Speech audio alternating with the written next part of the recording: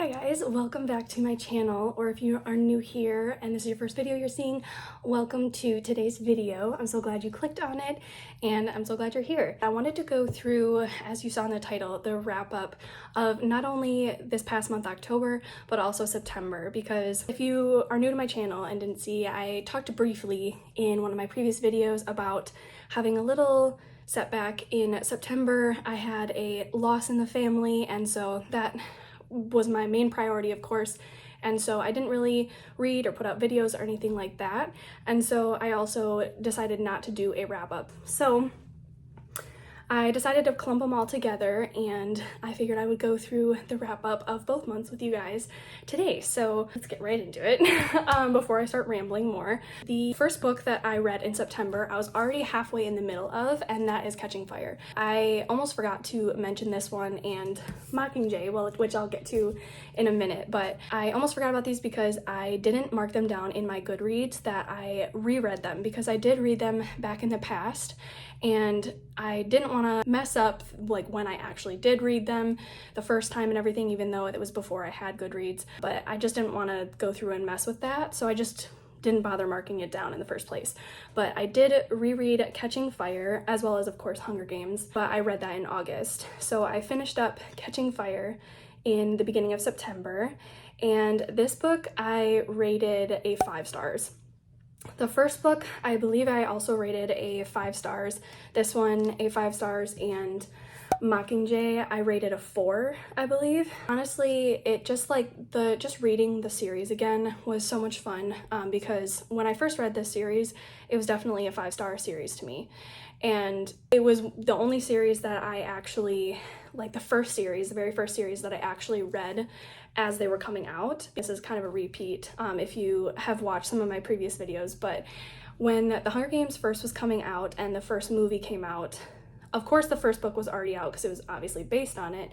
The movie was based on the book, but I immediately after seeing the movie was obsessed, and so I went and read the book, was obsessed with the book, and wanted to read the next one, which is Catching Fire. So I immediately went and bought Catching Fire, finished this book, and then Mockingjay came out pretty much right after that. So I read Mockingjay and then saw the second and third movie. So that was the first time I had ever read books before seeing the movies for most of the series, and really got attached to characters in the series as it was developing. So that really sparked like my passion for this whole series to begin with. And so it was really fun, first and foremost, to just like go back into this series and reread the 3 books.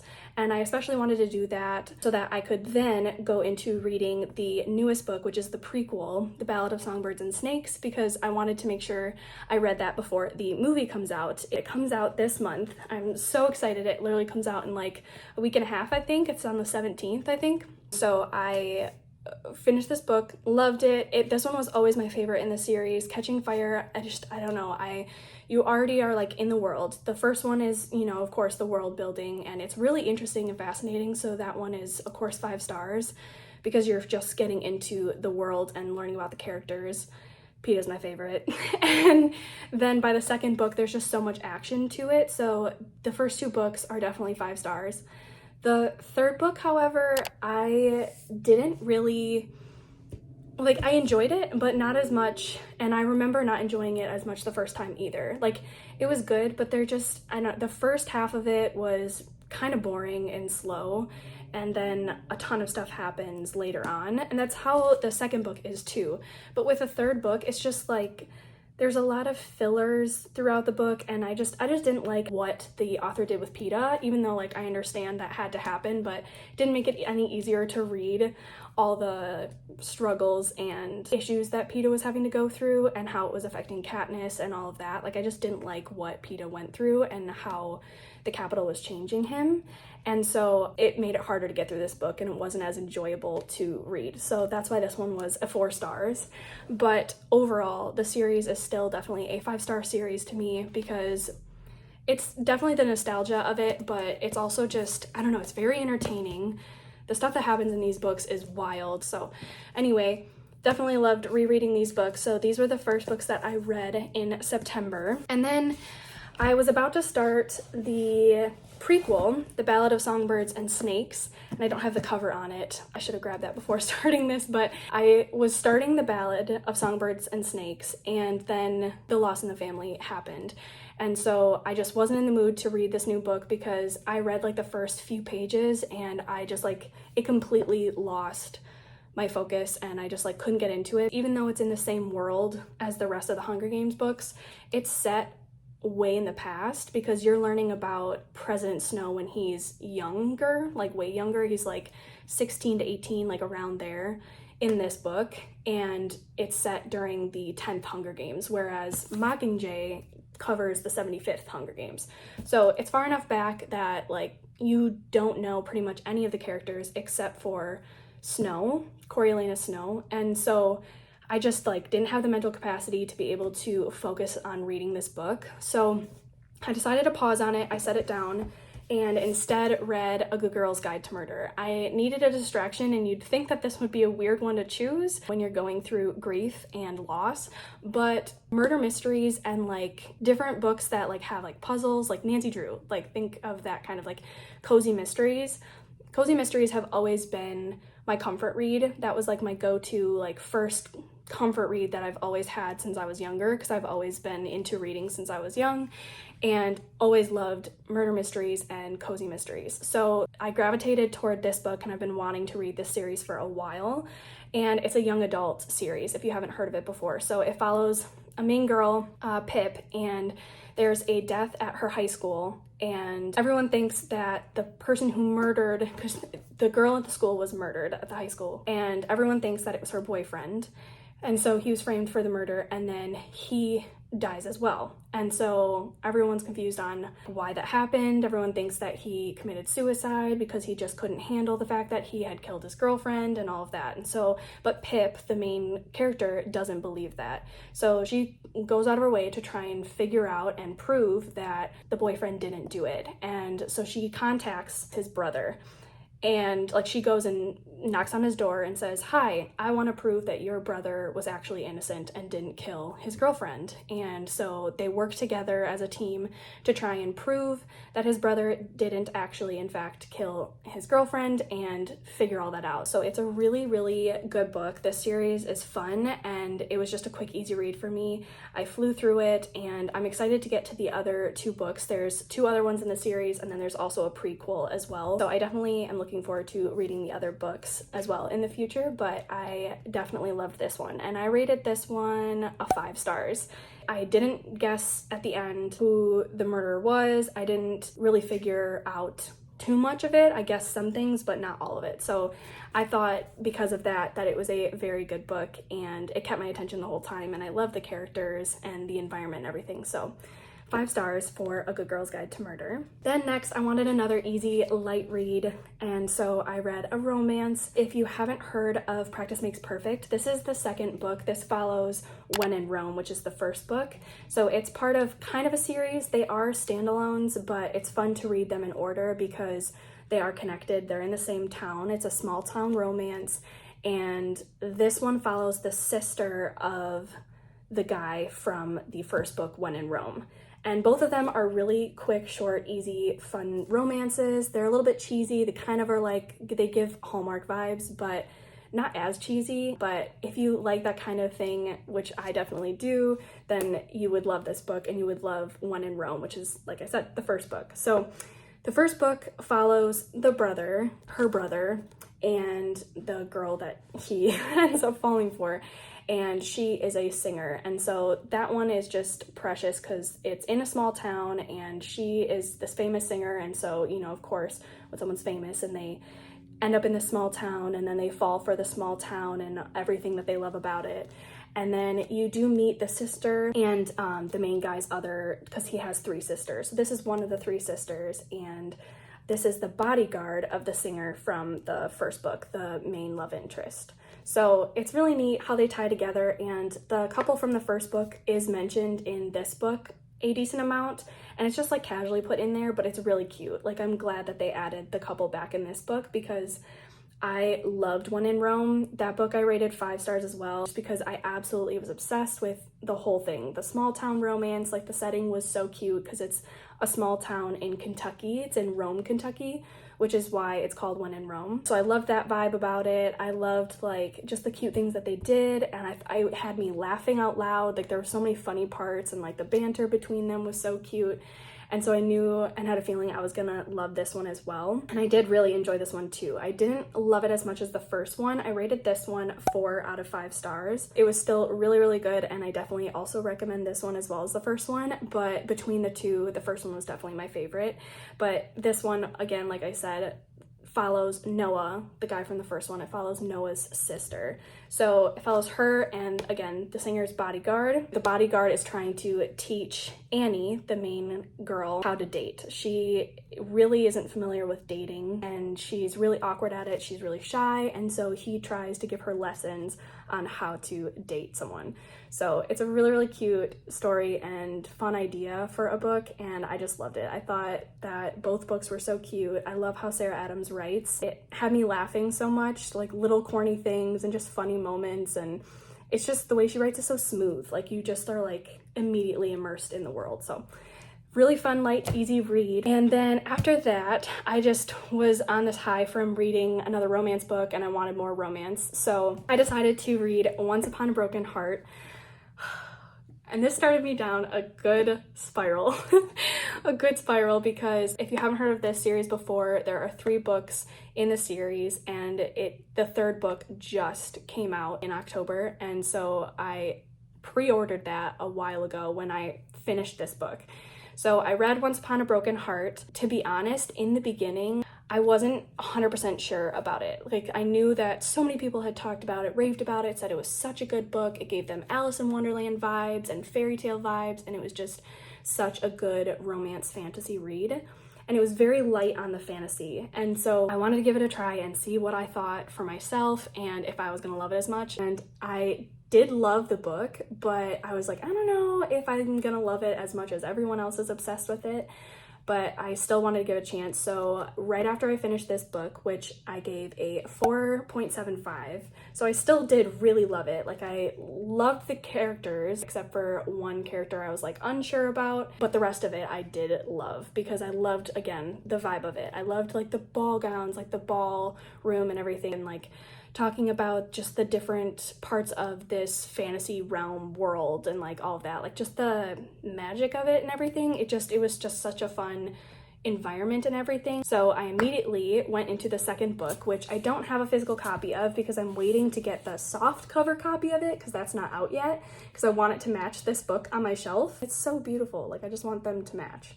So that one I'll put a picture of right here. That's called, as you can see, The Ballad of Never After. So Ballad of Never After was really good as well. I still in the beginning was unsure about this one certain character and just where this story was gonna go, because I'm definitely a romance girly. I feed off of that romance. I don't care if it's cheesy, like you could already tell from Practice Makes Perfect. I love cheesy romances. And especially with fantasy, I love romance and fantasies especially, because the stakes are higher and it's just like, I don't know, it's just so much better. So I was really hoping for that and expecting that when I read Once Upon a Broken Heart. And when I didn't fully get that, because the main love interest, you don't get that as much from him. You don't get as much of the romance that you're wanting. You're getting like little glimpses of it and like dipping your toe in the romance a little bit, but you're not getting enough. And so that's why I wasn't sure if I was gonna like it. So in the 2nd book, it was still a bunch of that. It was very much back and forth. Does he love her? Does he not? Is he gonna be with her? Is he not? So I was gonna rate that one like 3.5. And then by the end, it ends on a huge cliffhanger. And thank God I started the series on purpose, started it late. I wanted to wait until the 3rd book came out, or close to when the 3rd book came out, because I didn't want to like have to deal with the cliffhanger and sit on that for too long. First half, it was cute, it was good, I liked it, but the second half, like, I could not put it down.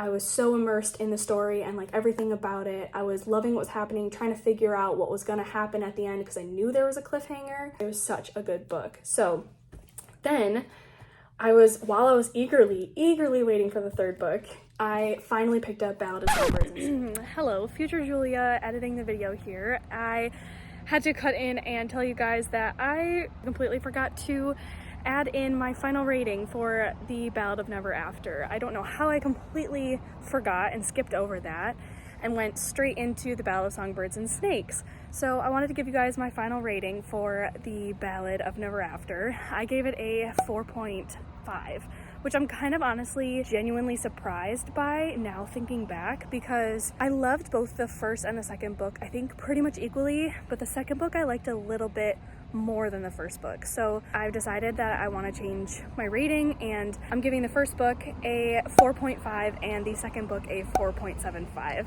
They're both so good nonetheless, but one thing I also realized I forgot to mention is that with the first book, I loved it. Like, it seemed in my wrap up just a second ago that I didn't like it as much as I did. I absolutely loved it. I loved the characters, I loved the setting and everything. It was just hard to get into at first because it was hard to root for the main love interest that Evangeline was interested in, because he wasn't like showing as much interest in her. Like, he was very wishy-washy, back and forth, and so it was just really hard. Sorry, ignore the dog in the background. It was really hard to root for them to get together in the beginning because he just didn't know what he wanted, and it drove me nuts. But as the book goes on, and of course into the second book, I absolutely fell in love with all the characters, including Jax, the main love interest, and everything. So I kept in thoughts that I still pretty much agreed with, but wanted to let you guys know my actual final thoughts now, looking back and editing the video. So final rating for Once Upon a Broken Heart is 4.5, and The Ballad of Never After is 4.75. I finally picked up Ballad of Songbirds and Snakes, and it took me a while to, again, get into this book, and the only reason that I was able to finish this book, because the whole time I was just thinking about the third book of Once Upon a Broken Heart trilogy. So it made it harder for me to get through the Ballad of Songbirds and Snakes. But the only thing that kept me going and kept me reading this book is the reading vlog that I had already started for the rest of the Hunger Games series. I on purpose did a whole reading vlog on the Hunger Games series, and if you are not new to my channel, then you already know about the fact that I was recording a vlog for rereading the Hunger Games series, and then I was going to end the vlog reading The Ballad of Songbirds and Snakes. The other three books were going to be spoilers, but then this book was going to be spoiler free because it hasn't been out half as long as the other three books. So if you are still waiting on that vlog to come out, I promise it's coming out soon. It's going to be coming out in the next week. I am in the middle of editing it right now for next week for it to drop. So stay tuned for that, but I did end up finishing Battle of Songbirds and Snakes so that I could make sure to get out the vlog before the movie comes out, because that's what I mainly wanted to make sure to do, is have this reading vlog, rereading the books, and then reading the new book before the movie comes out. So stay tuned for that, but I'm glad that I had that to keep me going with this book, because otherwise I probably would have set it down multiple times. I already kind of really wanted to for half of the book, which leads me to my rating, which you probably already guessed. It was a little bit lower. It's still not that bad, but I rated it a 3 stars. I wasn't too sure about what I wanted to rate this book for the longest time, but it wasn't keeping my attention for most of the book. Like, I liked the idea behind it. I liked that we got to learn a bit more about President Snow and all of that, but I ended up turning up my computer screen because it's getting really dark, as you can tell, in my room. Actually, let me plug in. Okay, I decided, as you can tell, to turn on a ring light because it was getting way too dark and I hated it. And I'm sure, I don't know if it was bothering you guys too. So I decided to turn a ring light. So let's get on with the show. Let's get back into it. Ballad of Songbirds and Snakes. I am really glad that I had the reading vlog to keep me going with it because of, like I said, the rating that I ended up giving this, 3 stars. I thought that it was fascinating getting to hear or learn a bit about President Snow's backstory, how he grew up and why he is the way he is when he gets older, like in the other 3 books. I really was curious to find out why he ends up the way he is in those books and what made him that way and what made him just so cruel. And you do learn so much about him in this book, which obviously was the point of it, but I was really curious how they were going to tie, what things they were going to tie in between this one and the other 3 books. And what I mean by that is I had a feeling that there were some connections or some things that, President Snow was a cold man, but there were times where, he would be slightly forgiving with Katniss. He would he could have easily killed her many times, but he didn't. And so I was curious to see like what his reasonings were behind that, and I really wanted a peek inside his brain and inside his past, which I'm sure a lot of people did, obviously, because that's why she ended up writing this book. But I was really curious to know those things and like what connections he might have with the other 3 books. So let me go through them. So a couple things that I noticed that were connections to Katniss that aren't spoilers in any way is the Mockingjay. The Mockingjay does make an appearance in this book and does have some relevance in this book, and it attaches or like connects to the other 3 stories and shows why that's something that bothers President Snow so much in the other 3 books. And so that was really fascinating to learn. There is another connection that has to do with a song. So like songs are pretty prevalent in this entire Hunger Games series as a whole. So I was curious how they were gonna have it in this. I noticed in the previews of the movie that there's one scene where a girl is singing, and I tried not to pay attention to the previews as much as I could because I didn't want any spoilers for this book, but I knew some things like the singing, and they had the hanging tree song in the preview for this movie from the beginning. So I was like, oh, is that going to be like in this book at all? And it is. So there's a connection to the hanging tree in this book, which is also sung by Katniss in, I don't remember which book of the other 3, but it is mentioned in, I think it's in Catching Fire. So that was really interesting to find out. There's just like so many little tie-ins. You learn why he has such an attachment to roses and all of that. There's just so many things that were talked about in this book that you learn about President Snow when he was younger and about like his family and like how he grew up as to why he is the way he is in the other 3 books. So it was just, that part was really interesting and is why I rated it, you know, a 3 stars and not lower.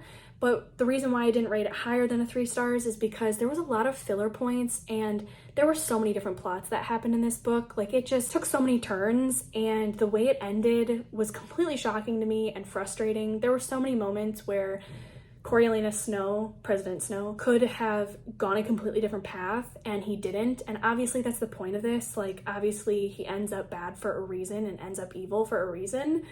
And you're supposed to find out why and how. But it didn't make it any easier or less frustrating seeing the choices he made and what choices he could have made and like how his life could have been way different. So anyway, that is ultimately why I decided to give this book a 3 stars, and it's okay because the series as a whole I still absolutely love, and I still did enjoy this book, and I'm glad I read it, and I highly recommend that you read it as well, just so you can get to learn a bit more about President Snow and a little bit more about the history behind the Hunger Games and how some things and some rules and regulations in the Hunger Games and the other 3 books, how those came to be, because a lot of it is talked about and created and thought up in this book. So that was fascinating as well. So highly recommend still reading The Ballad of Songbirds and Snakes, but it just wasn't my favorite of the series, and I don't think it was many other people's favorite of the series. I know a lot of people did still enjoy it. It's a very 50-50 book as far as like what people think of it and what people rated it. I know a certain friend of mine really was excited for me to read this book and absolutely loved it, so I'm so sorry that I didn't end up feeling the same. I really wanted to absolutely be obsessed with this book and love it, but I just couldn't. It was kind of difficult to get through, and it's just, yeah. But it wasn't a bad book by any means. Again, let me reiterate that. Like, I still recommend this book. 3 stars is not a bad rating. It's just not my favorite book. So check this out if you haven't already. Make sure to read it if you want to before seeing the movie that, again, comes out this month, November, when this video is coming out. So I'm so excited to see the movie still, because I'm excited to I love being able to see what I read play out. I love being able to see it in a movie because that's something so fun, to be able to see like how similar it ends up being to what you imagined in your head. So that is almost it for all the books that I read in September and October. I read A Curse for True Love, which is back to the Once Upon a Broken Heart series, back into that world.